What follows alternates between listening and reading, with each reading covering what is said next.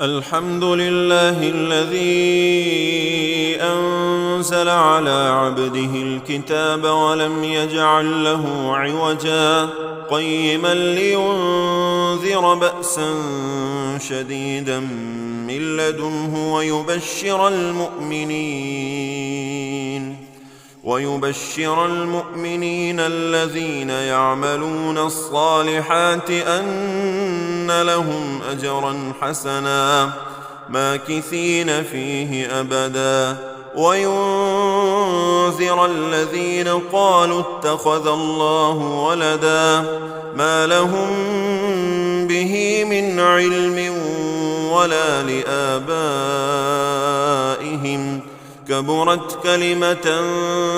تخرج من أفواههم إن يقولون إلا كذبا فلعل